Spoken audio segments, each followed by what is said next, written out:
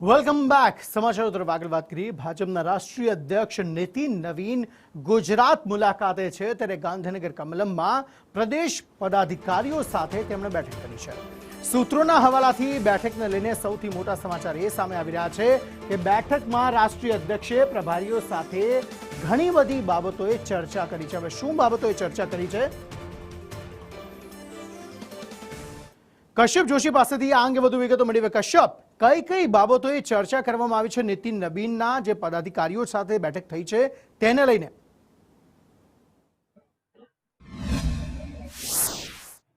ભાજપના રાષ્ટ્રીય અધ્યક્ષ દ્વારા આજે કમલમ ખાતે એક બેઠકનું આયોજન કરવામાં આવ્યું હતું અને આ પ્રદેશ પદાધિકારીઓ છે તેની સાથે બેઠક કરી હતી અને તેમાં જે તે જિલ્લાના પ્રભારીઓ છે તેને ખાસ ટકોર કરવામાં આવી હતી કે બેવડું વલણ જે અપનાવવામાં આવે છે તે બિલકુલ યોગ્ય નથી. જ્યારે પ્રભારવાળા વિસ્તારમાં જાય છે ને ત્યારે ત્યાં ન્યાયની વાતો કરવામાં આવે છે અને જ્યારે પોતાના જિલ્લામાં આવે છે ત્યારે તે પોતે પાર્ટી બની જતા હોય છે અને પોતાના માણસોને સેટ કરતા હોય છે.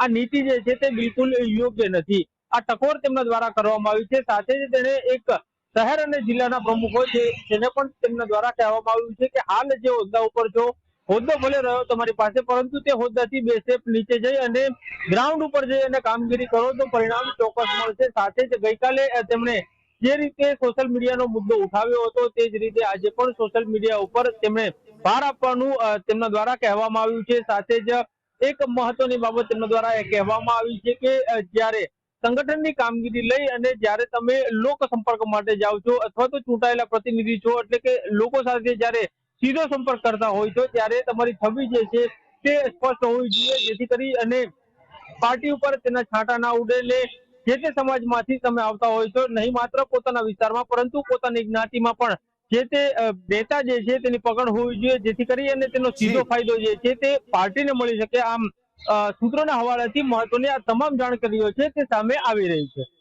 આભાર સમગ્ર માહિતી આપવા.